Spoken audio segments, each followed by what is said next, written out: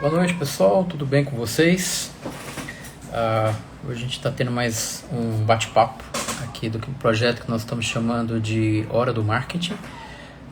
Conversar hoje um pouquinho sobre economia comportamental e tomada de decisão. Os temas talvez mais relevantes atualmente na área de marketing. Só esperar o pessoal chegar aqui para a gente já bater papo, tá bom?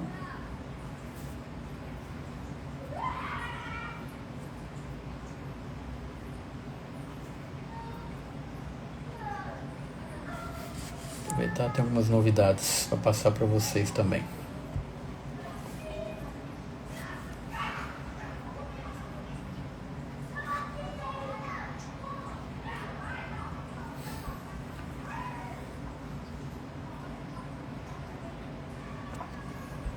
Olá, boa noite.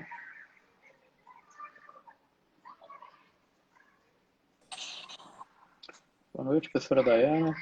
Boa noite. Tudo bem? Tudo jóia. Esperar o pessoal entrar aqui. Carol, da Tchudu. Boa noite, Carol.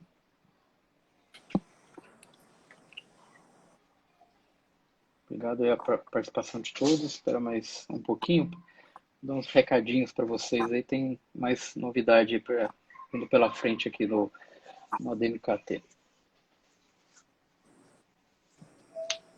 Oi, Micaele, tudo bem?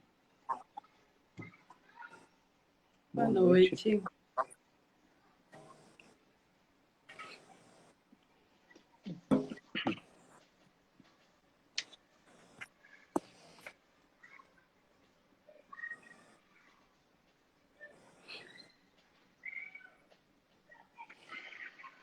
Enquanto o pessoal está chegando aqui, só dar alguns recadinhos para vocês aqui. Hoje está sendo já a nossa quinta conversa, né? O quinto bate-papo aqui no perfil. Nós estamos chamando indiretamente esse projeto de Hora do Marketing. A ideia, oi Raíssa, a ideia não é uma live, digamos, tradicional, conversar horas e horas. É pegar, bater um papo rápido sobre algumas temáticas, tá? Essas temáticas, elas estão dentro de uma abordagem maior que a proposta aqui do ADMKT, que é o Grupo de Ensino, Pesquisa e Extensão, que é o MBA em Marketing Estratégico, estão com as inscrições abertas até 1º de março. Aí eu tenho um convidado para a gente bater um papo aqui, sempre às terças e quintas, tá? Sempre às 8 horas da noite. Nós fizemos uma mudança durante as outras conversas, mediante uma construção junto aí com a audiência.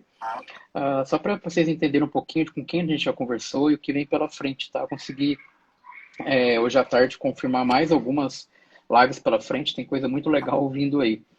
Nós abrimos lá no dia 24, falando com o Felipe, um pouquinho sobre o perfil do profissional de marketing, né, que trabalha numa construtora. Depois nós falamos com a Alessandra, falando sobre processos criativos. A Alessandra vai ser uma das professoras da proposta do nosso MBA. Depois nós conversamos com a professora Lilian, que é a professora lá da GV de São Paulo, da Sanpool também. Ali nós falamos um pouquinho sobre dados e tendências também, que é uma disciplina que ela vai ter no curso. E na última terça-feira nós falamos com o Ciro, que tem uma empresa de branding, né, de inovação, chamada Enredo. Foi uma conversa bem bacana. E teve bastante participação também de todos vocês. Então, assim como na terça-feira, fiquem super à vontade para mandar dúvidas, perguntas, questionamentos, tanto para mim quanto para a professora Dayana. Vai ser um prazer a gente conseguir bater um papo aqui nesses minutinhos em que é a nossa proposta. E aí, de antemão, assim, nós vamos divulgar isso aí nos próximos dias, mas se vocês já quiserem anotar o que vem pela frente. Na próxima terça-feira, eu vou estar conversando com o gestor, empresário André Beleza, da rede Strogonoff. A ideia é mostrar um pouquinho como que o marketing, de fato, mudou um pouco a realidade dele lá. Então, um contexto de um restaurante, um contexto de uma empresa em expansão em franquia. Bater um papo com ele, então, na terça-feira, às 20 horas. Na quinta, nós vamos bater um papo com a Ana Paula, que faz parte hoje do grupo, mas ela fez o MBA quando ainda era uma outra proposta. A gente vai discutir sobre influenciadores. Ela gerencia uma carreira de uma das principais influenciadoras hoje do país. A gente vai falar com ela na próxima quinta-feira. Na outra terça eu vou falar com o Diego Roriz. O Diego, eu vou bater um papo com ele sobre marketing em startups. Que eu acho que é outro tema também importante para a gente trazer, como que o marketing está sendo usado. A ideia é discutir com ele é desenvolvimento de produto e também como é que ele tem feito em um dos negócios dele uma perspectiva de divulgação, né, de patrocínio, de anúncio. Essa vai ser uma ideia, conversa bacana. Depois, na sequência, eu vou falar com o Jackson Cittadini, que mora lá em Criciúma, faz parte da rede do ADMKT. Nós vamos falar sobre canais de marketing.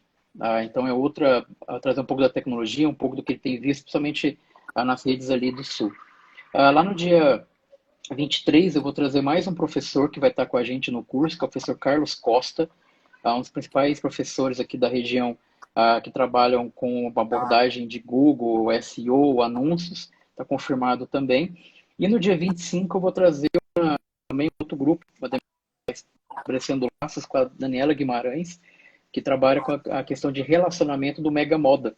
Então a gente vai discutir o contexto de moda e discutir um pouquinho também, não uma perspectiva que a gente tem discutido até então, que é uma perspectiva de consumidor, mas ela vai trazer para a gente uma discussão da empresa com os lojistas, então uma relação que a gente fala em marketing B2B.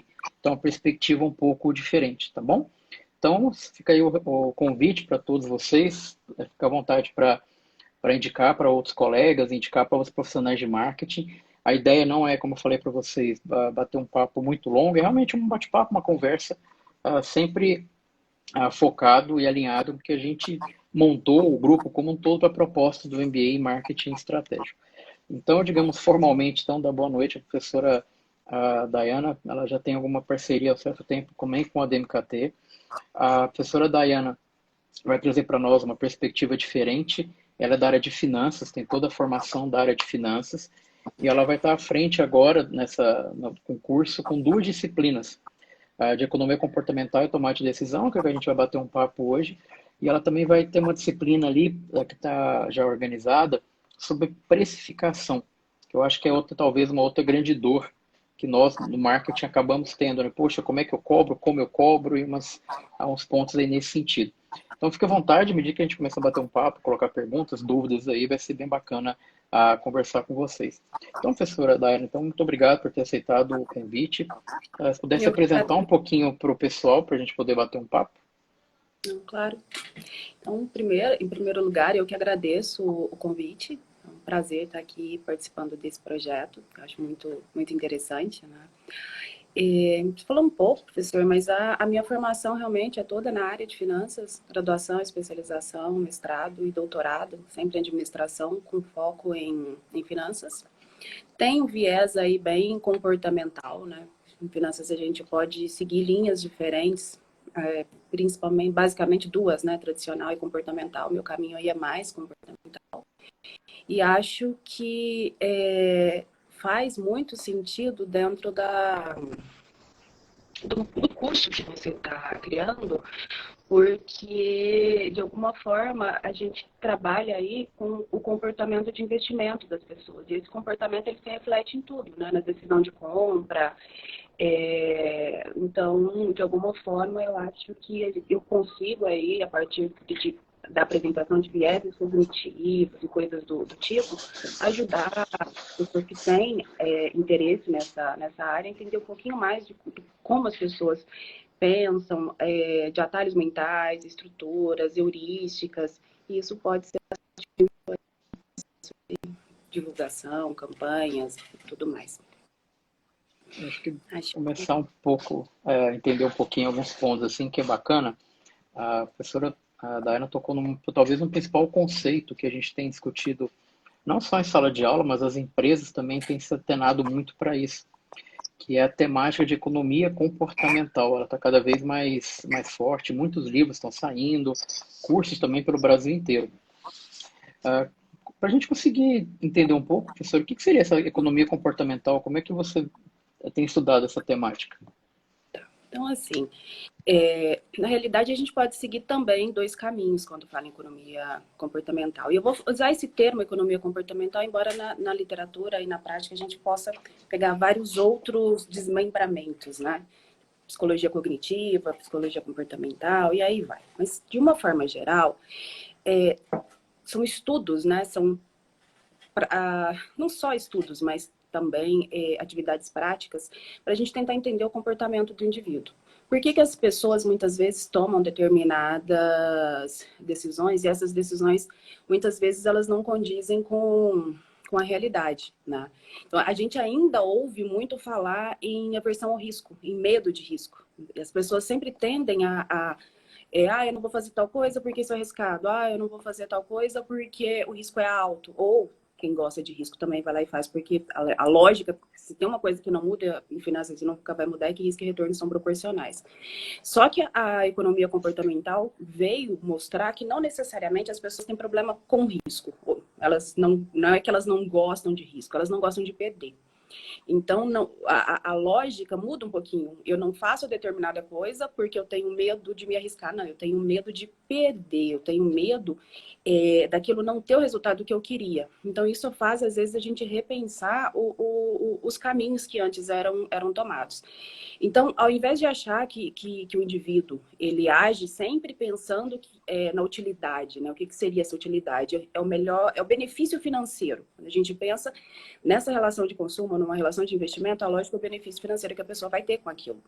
E aí a economia comportamental mostra que não necessariamente, não é um benefício financeiro, mas é um benefício que a pessoa às vezes pode até perder dinheiro com aquilo, mas se ela vai ficar feliz, é bom para ela.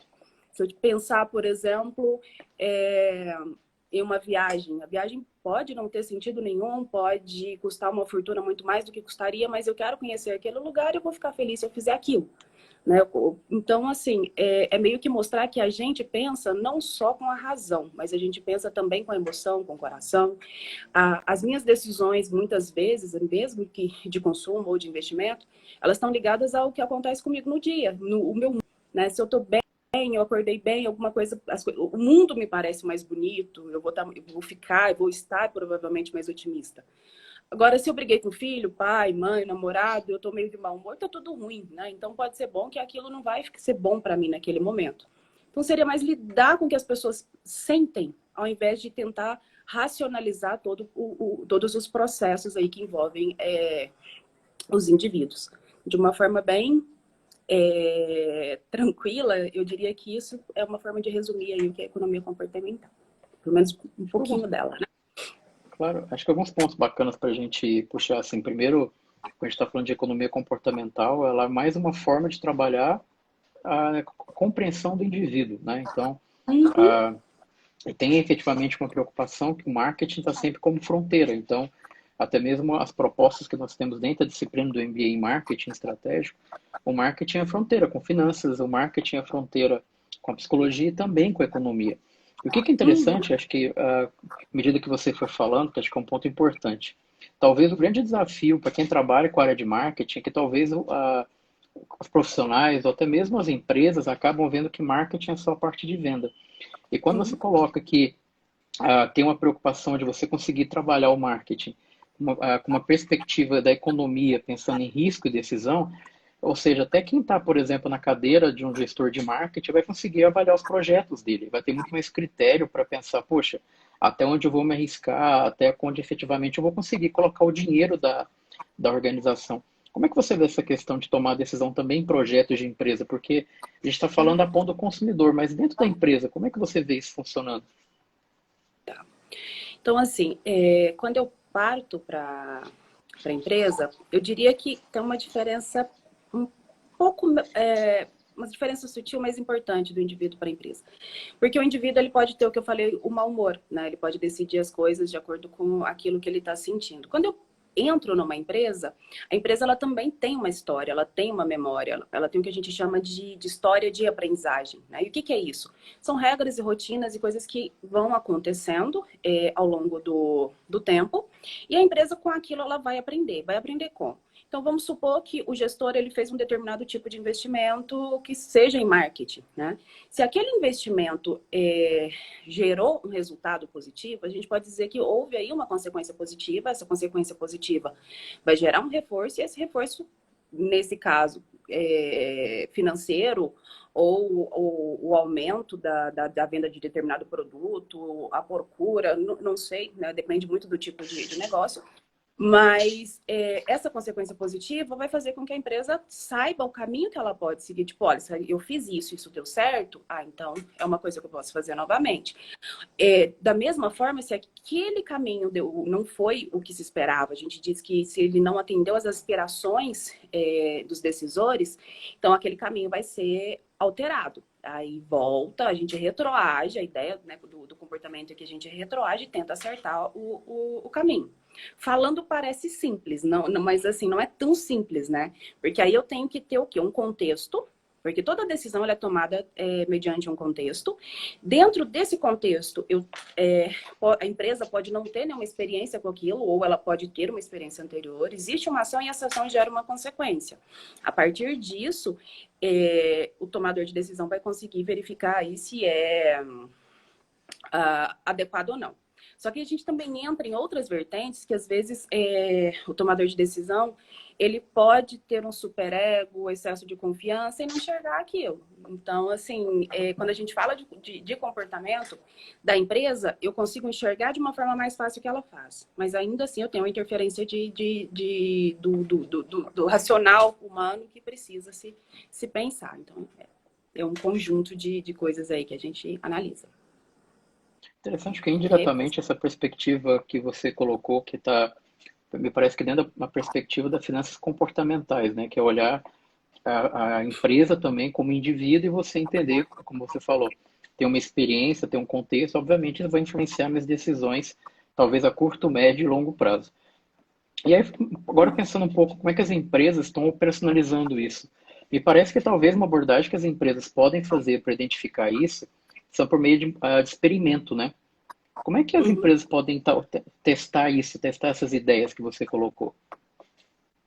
Então, da mesma forma que o indivíduo ele consegue alcançar o objetivo que ele tem, a empresa vai conseguir, seja esse objetivo financeiro ou não, né?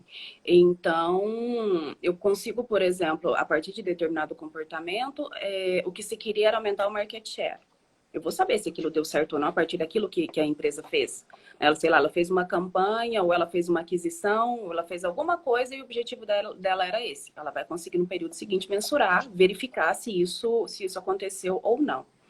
A diferença, assim, que eu diria, a diferença básica da gestão de firma, quando eu penso no comportamento e quando eu penso no tradicional, isso até me veio aqui agora, que nós temos dois grandes arcabouços aí, né?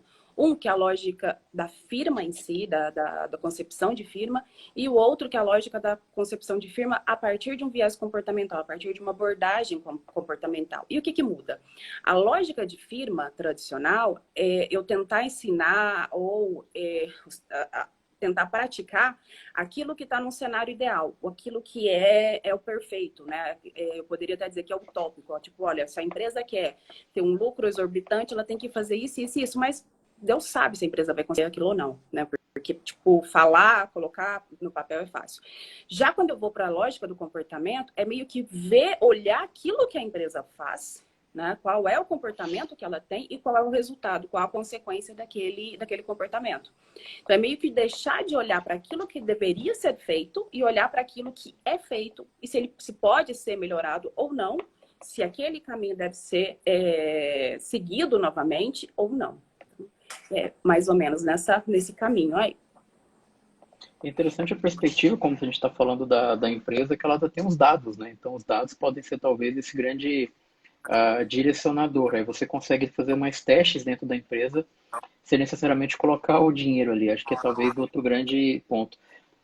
Aí, pegando de novo essa questão, a perspectiva de fazer um teste, que acho que todos aqueles que trabalham com marketing tem sempre aquela grande dificuldade, assim, poxa, eu tenho recursos escassos, né? Eu tenho que, obviamente, conseguir alocar e otimizar da melhor maneira possível. Só que você tem como outra abordagem, o tal do ser humano é irracional. E aí você leva isso também à perspectiva de finanças.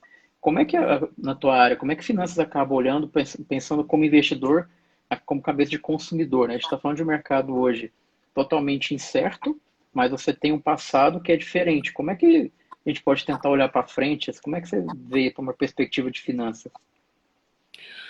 Olha, a pandemia mostrou para a gente algumas coisas que são bem interessantes, né? Se eu olhar de uma forma geral, eu vou ver pessoas que gastavam aquilo tudo que elas ganhavam, né? Não tinham nenhum tipo de recurso, não tinham reserva de emergência, e que quando veio a pandemia entraram em desespero e começaram a poupar. Tanto que foi aí, o Brasil bateu recorde em investimento em mercado de capitais, né, nesse período. Em contrapartida, a gente também viu pessoas que o medo de não ter determinado item em casa, alimento, ou seja lá o que fosse, fez com que as pessoas ficassem loucas, desesperadas e saíssem comprando coisas completamente sem necessidade. Então aí a gente vê que não existe um caminho único, né? Existe, é um contrassenso. Pessoas que antes ganhavam tudo, de repente começaram a poupar, e pessoas que antes poupavam começaram a gastar por medo de não ter, né? Então a gente vê aí que existe caminhos diferentes e que dá para encontrar um nicho. Que tipo de pessoas eu quero atingir, né? Em termos de investimento, eu quero atingir aquela pessoa que entendeu que é importante poupar. Aquela que entendeu que antes ela tinha que ter a poupança, mas quando vem um momento ela resolveu soltar tudo que ela tinha, não faz muito sentido, né? A consciência é melhor, a lógica, né, vem da dor, do sofrimento por não ter e tentar buscar isso depois. Então, não dá para achar um caminho, viu, professor? Tem de tudo aí no meio. Mas agora falando, talvez, forma de tentar colocar isso, no início da tua fala você usou dois conceitos, né, fortes e bem sólidos na área de economia e psicologia, que são vieses, né, e heurísticas. Poderia falar um pouquinho de cada um deles? Posso, claro. Então, assim, na realidade, um leva ao outro, né? A heurística, ela é como se fosse um espaço maior que existe dentro da minha cabeça, né? Por exemplo, eu tenho uma heurística chamada de... fugiu o nome aqui agora. Como se fosse uma espécie de ancoragem, né? Como é que funciona essa heurística? Quem tem alguma tendência a essa heurística? De alguma forma, eu tento tomar decisões me baseando, me fundamentando em coisas que eu conheço, em coisas que estão à minha volta. A mesma coisa acontece com uma segunda heurística que a gente tem, que é chamada de disponibilidade, né? Então, o que é a heurística da disponibilidade? Eu, Dayana, eu tomo as minhas decisões a partir daquilo que eu tenho disponível na minha mente. E aí, isso vai me levar ao que se chama de um viés cognitivo. Tipo o quê? É um atalhozinho mental que eu faço. Então, se eu tenho que decidir se eu vou comprar agora ou não determinada empresa que seja, né? Eu tenho dinheiro, quero investir, quero comprar uma nova empresa.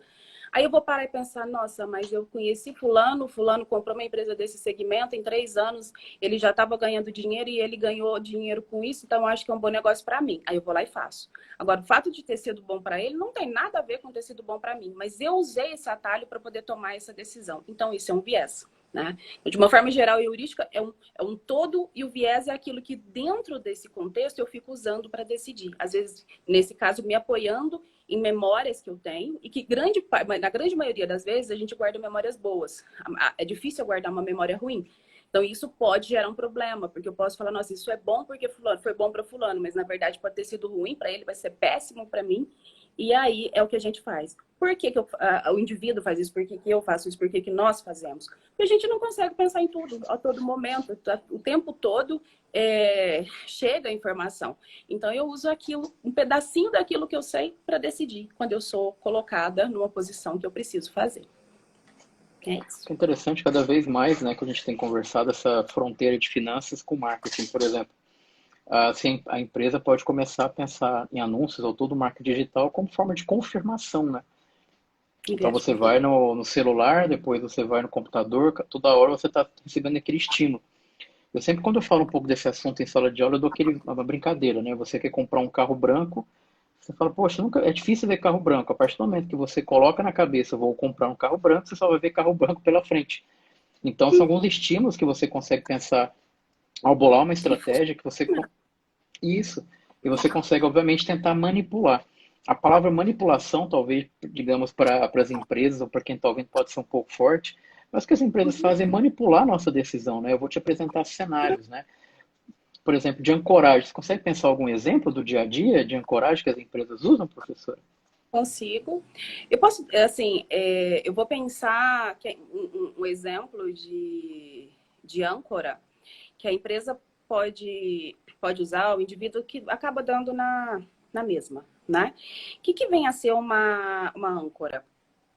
A lógica da palavra, né? Tipo, tem meio que jogar o indivíduo joga a âncora, o pescador lá, o cara que está no barco, para ele poder ter uma certa estabilidade, né? Então, é a mesma coisa de eu lançar de alguma coisa que eu tenho para eu conseguir ter uma certa estabilidade, não efetiva, mas emocional para decidir algo, né? Então, vamos supor que nesse momento eu esteja em dúvida se eu vou, enquanto empresária, se eu vou fazer uma campanha no Instagram ou se eu vou fazer uma campanha na rádio. Assim, nem, tipo, eu não sou de marketing, tá, pessoal? Mas dando exemplo de duas coisas que poderiam acontecer. E aí, eu posso pensar, por exemplo, na rádio, eu ouvi muitas vezes, pensa no MBA, um outro curso, e esse curso eu sei que ele tem muito aluno, então é possível que se eu for na rádio e não no Instagram, eu vou conseguir, porque eles conseguiram. Então, é meio que me basear naquilo que aconteceu com o outro para decidir. Maria vai com as outras, a gente tem um ditado meio que, né, que é antigo, que funciona assim. Outra coisa que você falou que é interessante do viés de confirmação. O que é esse viés de confirmação? E ele é muito usado, principalmente nas redes sociais. Eu vejo, por exemplo, eu estou precisando comprar um telefone, né? Aí eu vou, faço uma pesquisa, aparelho tal e tal e tal. Quando você entra na internet, na rede social, chamado algoritmo, fica aparecendo aquilo para você. Tipo, aí você fala, nossa, quem não conhece, meio que fica, tipo, nossa, eu pensei, preciso comprar isso, está aparecendo aqui para mim. A minha mãe é uma pessoa que isso acontece muito, que ela fica olhando alguma coisa na internet, aí começa a aparecer no Instagram, ela aqui, ó, eu nem procurei, tá aparecendo para mim. Como se fosse, tipo, Deus mandou, você tá precisando desse negócio e ele tá aí, né? E não é meio que pra pessoa entender, tipo, entender não, né? Fica levando, mostrando até que você fala, nossa, eu acho que eu preciso comprar esse mês, toda hora vem, né? Então, isso é um tipo de viés. E funciona, viu, gente? Não tem jeito. Existe também um outro que eu acho muito interessante, que é a tendência mágica da Micaela, é bem por aí. Que é a tendência que a gente tem de achar que as coisas vão dar certo, né? E isso é muito comum. Em relacionamento, em trabalho, em tudo mais. Tipo, deu errado uma vez, usando uma expressão que os jovens usam muito hoje, deu ruim, aí eu vou de novo. Aí, tipo, já deu uma, duas, na terceira vai dar certo, agora eu vou lá que vai. Aí eu vou lá, eu faço um investimento, ou eu vou lá e faço a compra ou aquisição, alguma coisa, pá, deu errado de novo. Fala, mas não era para ter dado. Então, tudo isso são coisas que a gente cria, né? E que muitas vezes determinadas áreas, como o marketing, acabam utilizando. Faz muito sentido, como eu falei, para algumas pessoas leva ao viés de confirmação, outras não, sabe? Ó, meu algoritmo está olhando, está trazendo aqui para mim. Mas outras vão achar que é uma mágica, usando o termo que a Micaele falou aí. E até essa questão de aprender um pouco do comportamento também, o MBA tem uma disciplina de gamificação. Então você acaba usando como é que nós, enquanto consumidores, a gente cada vez mais vai tentar achar alguma forma da gente sempre ganhar vantagem com aquilo, né? Então é mais ou menos aquela ideia, assim, eu falo por mim. Se eu compro alguma coisa e fico sabendo que está mais barato, eu prefiro fingir de louco. Eu falo assim, não, eu comprei no melhor. O consumidor está querendo sempre ganhar. E aí as empresas vão, obviamente, bolar estratégias que vão acabar influenciando. Um exemplo clássico é o próprio McDonald's, né? Você vai lá, compra as coisas, não, por mais R$ 1 você ganha alguma coisa. Você coloca mais alguns reais e você pega um produto maior. Você tinha falado, por exemplo, da ancoragem. Acho que isso acontece muito também quando a gente vai, por exemplo, tomar um café. Tem lá o tamanho PMG. Você não vai conseguir tomar tudo, mas você fala, poxa, é Um pouquinho. 1,50, 2, é um pouquinho a mais. E, obviamente, isso tudo acabam sendo estratégias que, a partir de uma perspectiva da economia, eu estou tentando entender um pouco mais a cabeça do consumidor. E aí, como você usou uma palavra no início também, professor, de gatilho, né? Então, eu vou educar o consumidor, vou fazer ele mudar comportamento, vou fazer ele pensar ou agir diferente.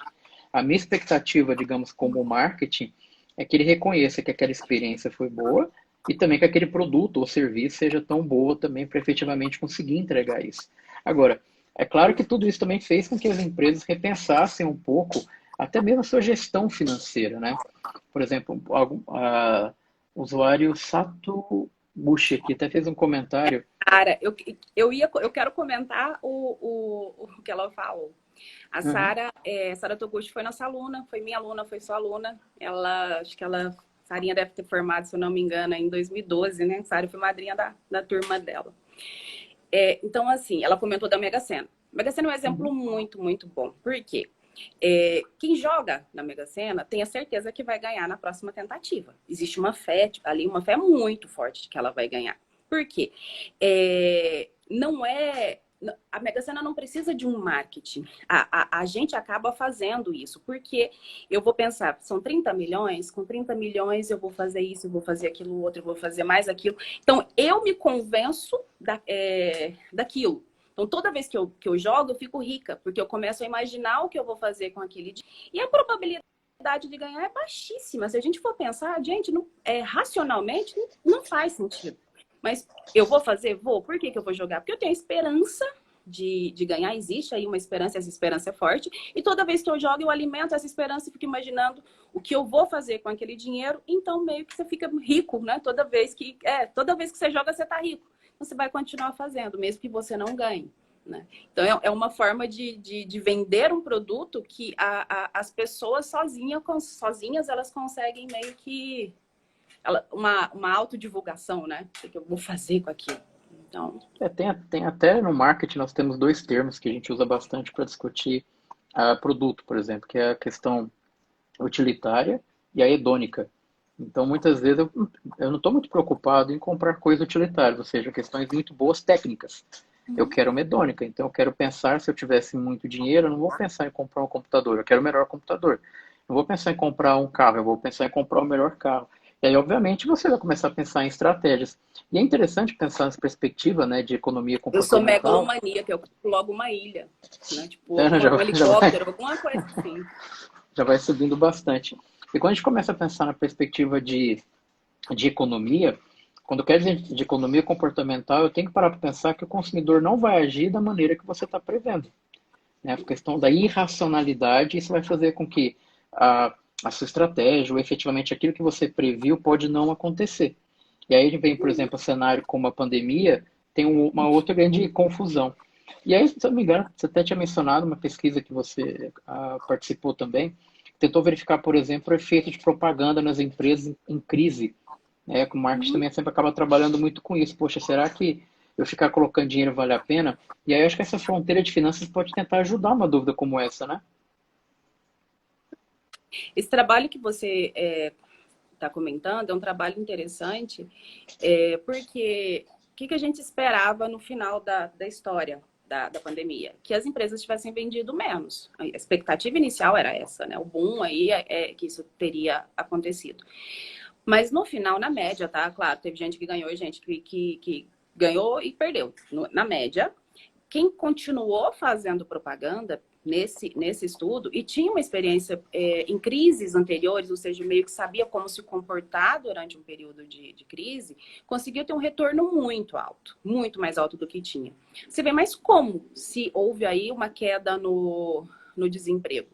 Houve uma queda, queda do desemprego, não, perdão, uma queda na quantidade de empregos. Embora tenha havido essa queda na quantidade de empregos, houve auxílio do governo. Então, houve auxílio do governo. Nesse caso, foi nos Estados Unidos. A pesquisa no Brasil ainda, a gente não tem resultado, mas lá nos Estados Unidos. Então, houve um auxílio. Esse auxílio foi para pessoas que não tinham, juntando todo mundo que ganhou auxílio, deu mais do que aqueles que tinham perdido. Então, assim, o resultado é altíssimo no incremento das vendas de alguns setores, de alguns segmentos aí. Então, isso porque, detalhe, isso para empresas que continuaram fazendo marketing, porque houve aí, tipo, investimento em propaganda, no caso, que foi a variável chave, empresas que fizeram propaganda no período de pandemia e tinham experiência em crises anteriores, com a entrada do auxílio do governo, conseguiram vender muito mais do que elas vendiam antes. Então, é estranho, mas estranho não, né? Existe uma explicação para isso. Mas num cenário que inicialmente se esperava que fosse tudo ruim, a propaganda continuou fazendo efeito aí. E muito bom, por sinal. Então, e é interessante, porque a perspectiva tua de finanças, por exemplo, que a ideia é justamente não chocar, mas complementar marketing, é que se eu converso com um gestor de finanças, né, um CFO da vida, que esse cara vai fazer? Fala, não, corta o marketing ali porque a gente está no meio de crise. Aí você Uhum. começa a pensar, não, peraí, se você manter, caso você mantenha esse valor, com o que você já aprendeu no passado, você vai conseguir ter melhores resultados. Aí o marketing falou, opa, agora eu tenho que conseguir maximizar. E aí vem de novo uma perspectiva. O que eu vou conseguir atiçar no meu consumidor? Nas conversas anteriores, nós falamos, por exemplo, de criatividade, forma de você conseguir instigar um pouco mais o consumidor e a equipe. Os dados também vão te ajudar a olhar para trás e também conseguir pensar um pouco mais para frente. Quando Uhum. o Ciro fala bastante sobre inovação, é você tentar melhorar um pouco mais essa experiência ou também um pouco mais dessa interação. E aí, professora, só para encerrar também, como você está, para a tua experiência também, na área de finanças, acho que talvez uma outra grande dor quando a gente começa a pensar nessa questão de tomar de decisão, de novo tentando colocar a responsabilidade para o gestor. É na hora de calcular o preço, é na hora de saber se ele está ganhando dinheiro ou não. O que eu acabo vendo muito em pequena empresa, e geralmente eu falo em sala de aula, eu brinco muito, talvez você concorde comigo. Em plano de negócio só tem empresa rica. Eu não me lembro de avaliar uma empresa de negócio que você só fala, não, não vou abrir. E aí, você que tem dando aula nessa temática, quais as dicas que você daria para os profissionais? Minha dica é que para formar preço, a gente tem que saber quanto que custa aquilo que a gente está querendo vender, né? E aí, a grande questão para pequenas e médias empresas é que não se consegue formar preço porque eu não sei quanto custa. E se a gente der uma olhada, hoje, em média, 90% das pequenas e médias empresas brasileiras não fazem ideia de quanto custa o produto ou serviço que elas vendem. Então, não dá para formar o preço a partir disso. E aí tem até uma justificativa, que é quem forma preço hoje é o mercado. Eu não vou conseguir vender a um valor fora daquilo que o mercado está colocando. Concordo plenamente. O mercado determina o preço e eu preciso meio que me adequar àquilo. Agora, eu só tenho duas formas de aumentar a receita. Ou eu aumento a minha quantidade vendida, ou eu reduzo o meu custo. Então, já que eu só tenho essas duas formas, o ideal é eu tentar trabalhar com elas. Eu posso tentar aumentar a receita, mas se o mercado estiver vendendo mais barato, ninguém vai comprar de mim. Em contrapartida, eu posso reduzir o custo. E isso só depende de mim. Depende da minha forma de trabalhar, de como eu vou conseguir eliminar desperdício, de como eu vou conseguir melhorar, otimizar o meu processo de produção, o meu processo de prestação de serviço. Então, o ponto-chave é saber quanto custa. Formar o preço é uma formulazinha muito simples. É custo, preço de venda é igual a custo do produto, e a gente multiplica o markup vezes esse preço. Você tem aí o valor pelo qual o produto ou item precisa ser vendido. Agora, descobrir quanto ele custa é que é o complicado. E isso a gente vai ensinar. Detalhe, não é difícil. Dá trabalho porque tem muitas minúcias, mas dificuldade é quase nenhuma. É bacana também, aproveitando esse gancho, na perspectiva da disciplina que você vai lecionar no MBA Marketing Estratégico, existe uma diferença entre o que você lê no livro e o mundo real. Então, realmente, o que a gente está querendo levar para a disciplina é falar, olha, o livro vai ter uma fórmula, mas vem cá que eu vou te contar como é que você vai calcular, como é que de fato você vai conseguir balancear o resultado da empresa. Porque às vezes pode ter esse efeito de falar, não estou ganhando dinheiro, mas eu olho para o saldo do banco e não tenho dinheiro nenhum, né? O software de gestão mais simples, o mais simplesinho que tem, uma planilha em Excel tem a formulazinha de formar o preço. Não tem dificuldade. A questão é, por exemplo, eu entender o que é meu custo. Porque na grande maioria das vezes, é tudo junto. Custo, despesa, perda, investimento, vira uma bagunça danada. E na realidade, não. Eu tenho que saber o que é custo fixo, eu tenho que saber o que é custo variável. Por quê? Porque o fixo, ele vai existir de qualquer forma. O variável não. O variável eu consigo meio que controlar. Então, eu preciso me preparar para algumas coisas. Só para continuar, tem uma pergunta, né, que o empreendedor deve considerar só os custos para a formação do preço. A ideia é a seguinte, usando essa lógica que eu falei, além do custo do produto, eu tenho impostos, despesas gerais e administrativas, margem de lucro. Então, todas aí, que é o que eu falei antes, um pouquinho chamado de markup. Só que são taxas ou valores que eu consigo identificar. Eu sei quanto eu tenho que te pagar de imposto, eu sei quanto eu quero de margem de lucro, eu sei quanto eu vou pagar de comissão. Então, tudo isso é considerado dentro do que se chama markup, tanto que ele me gera uma taxazinha, um percentual. O que eu preciso descobrir, considerando todo o gasto que foi feito dentro da empresa, é o custo, né? Esse é difícil. Tudo é considerado, mas os outros são muito mais fáceis de eu conseguir identificar. E aí, obviamente, vem também com pesquisa de mercado, né? Como é que o meu concorrente está fazendo, porque eu tenho que equiparar. E aí vem o marketing de novo, juntando com finanças, pensando, poxa, meu consumidor tem que reconhecer se meu produto é mais caro, qual que eu estou entregando a mais, né? Qual que é o valor? Que aí é outro grande ponto também. E aí, de novo, assim, a gente pode pensar, e aí isso é inclusive a forma que o MBA está montado. Tem que pensar nas habilidades que eu vou levar para ele, mas depois tem que pensar em inteligência de mercado, olhar o que está acontecendo, e depois eu vou pensar na estratégia. Então, se eu já consigo saber como está meu concorrente, depois eu vou, de fato, prático, entender, poxa, beleza, quanto que eu quero ganhar? Como que eu vou ganhar isso? E aí você vai para o mercado pilotar um pouco isso, né? Hoje o caminho é, a gente diz que existe a formação de preço de fora para dentro e de dentro para fora. A de dentro para fora é a dos sonhos, né? Eu vou lá, faço o produto ou serviço, a partir do que eu gastei lá é tudo, eu vou considerar a margem de lucro que eu quero, esse é o preço. Só que isso é meio tópico hoje. O outro é o de fora para dentro. Aí o que você falou é por quanto meu concorrente está vendendo. O que ele está fazendo para vender aquele preço. E aí eu preciso dar um jeito aqui de fazer o meu produto custar um valor X para que eu tenha uma margem de lucro, para que eu tenha a margem de lucro que eu quero, considerando o preço que os concorrentes estão vendendo. Então, olha o trabalho. Tipo, o cara vende por quanto, meu custo tem que ser de quanto para eu conseguir essa margem aqui. E aí, se nada disso der certo, quem perde? Eu, porque é a minha margem que vai baixar. E aí você fala assim, cadê meu dinheiro, né? Começa aquela a velha briga. Bem, pessoal, então antes da gente encerrar, só agradecer a todos que estão aqui participando. A ideia é sempre um bate-papo, está acontecendo sempre terça e quinta-feira, às 8 horas da noite, aqui no perfil do grupo, para vocês já poderem se organizar. Nós já temos mais 8 novas lives confirmadas.